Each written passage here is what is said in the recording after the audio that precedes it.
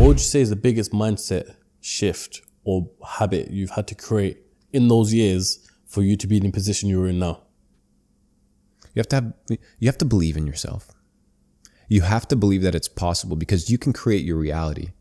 The perception that you have of the world, if you think there's only scarcity, there's no opportunity, that's how you are going to interact with reality. If you think that there's abundance, if you think that there's opportunity, then these things will manifest themselves to you.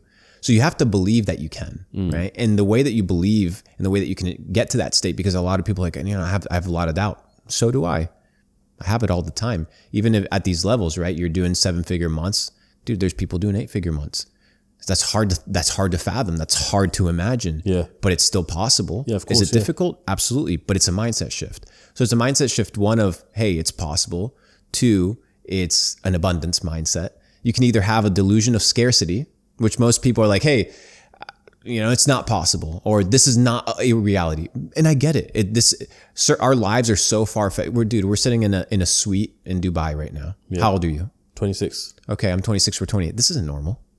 This isn't normal. So like, I get it. Like, I get it. The people that are listening and watching, and they're like, bro, is this actually real? It's funny though, because to us it's normal, because we've lived this for a while. Because it's become the reality that we've created. Yeah. Because it's the mindset that we've been able to determine, achieve, and establish. Yeah.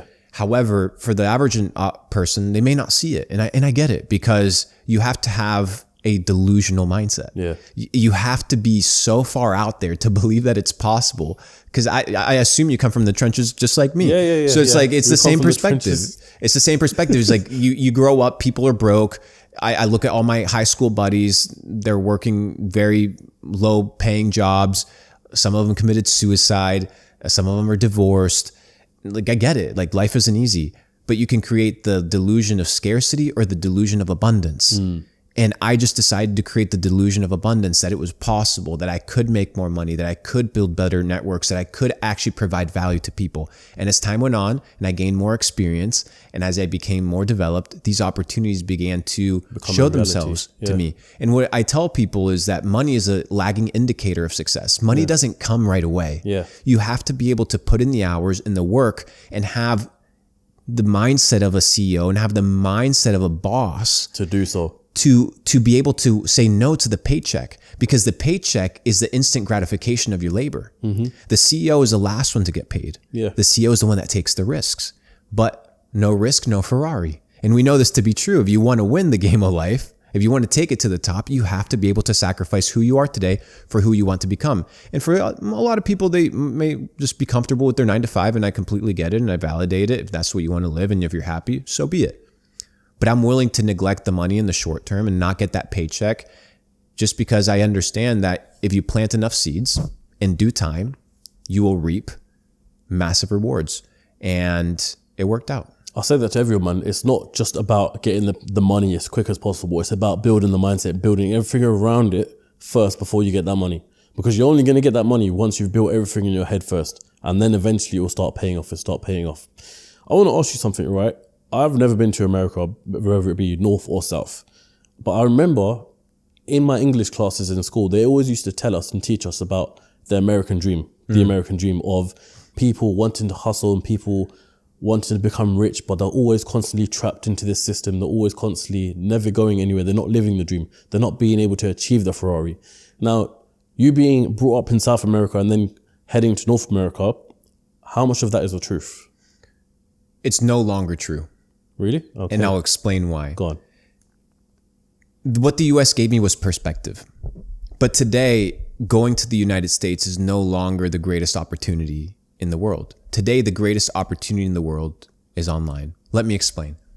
The US government considers there to be 5 domains of existence. Space, land, sea, air, and digital space, which is the internet. They consider it to be a domain. The year is 1848. In the United States, in the eastern colonies, there's rumors being heard and rumors going around that in the North American River near California, they had found gold. The California gold rush. As soon as the president confirms it, 300,000 migrants moved from east to west with the hopes of finding gold. However, they had to deal with thieves, dangerous terrains, wild animals. But unlike 1848, today you have access to what I like to call the digital gold rush. Yeah.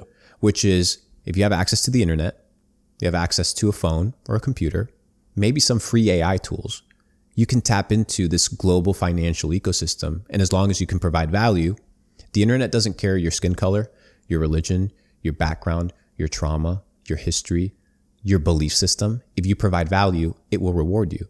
And I see kids making tens of thousands of dollars a month flipping sneakers online.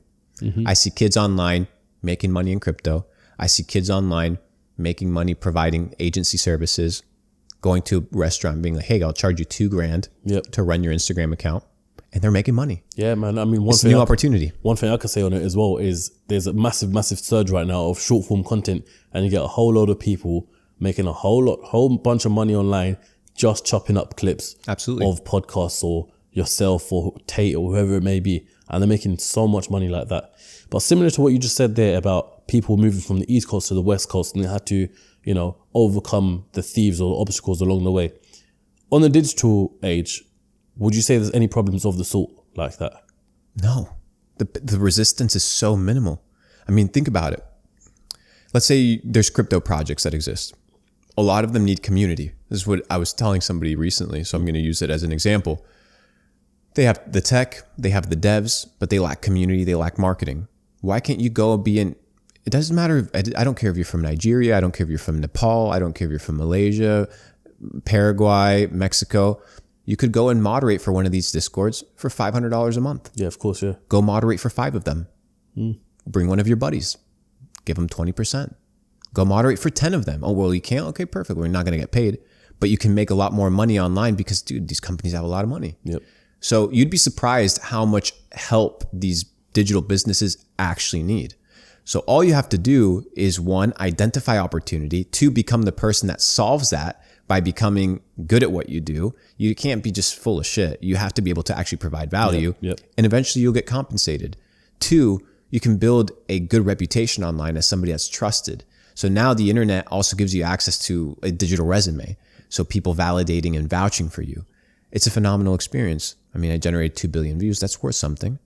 But instead of taking the deals, I just decided to build my own businesses with my own influence. Yeah. But the opportunity is vast. With TikTok shops or TikTok shorts and the ability to go viral online, you can just take a drop shipping product that you see winning, go order it, cost you $5 to $10, maybe $20. Start posting some clips on it, see if it works, see if it goes. And I've been able to do $1.6 million through organic traffic in e-com with TikTok shops. So if I can do it, anybody can do it. I'm not the smartest guy in the world, but I'm the most delusional guy in the world. I'll tell you that's for sure. I don't know where I'm going to end up, but if I have the delusion of abundance, and I think that is better than having the delusion of scarcity. But no, I think the resistance is pretty much a mindset resistance at this point. It's never been easier to make money. It's never been easier to be wealthy. I mean, when I started in 2016, bro, 8 years ago, this idea of making money online was taboo. It wasn't necessarily seen. Talked about like that. It wasn't seen the same way. Today, making money online is not just the single greatest opportunity of our lifetime. It's the single greatest opportunity in human history. Yep. Because like I said before, it doesn't matter where you come from. It doesn't matter who you are. It doesn't matter what you look like. You have the ability to succeed if you can provide value to the marketplace. For the first time in the world, no one has to go out and hunt and fight for their lives for a piece of gold. The gold's right on the screen on your phone. I have moderators. I have moderators from Pakistan. I have moderators from Palestine. I have moderators from all over the world. People that work in my companies. VAs from the Philippines making 3-4 times the salary that they would working a normal job in their countries. Yep. The opportunity is vast. Yeah, it's amazing. It's amazing out there. So if you had to start from fresh right now, what would you do?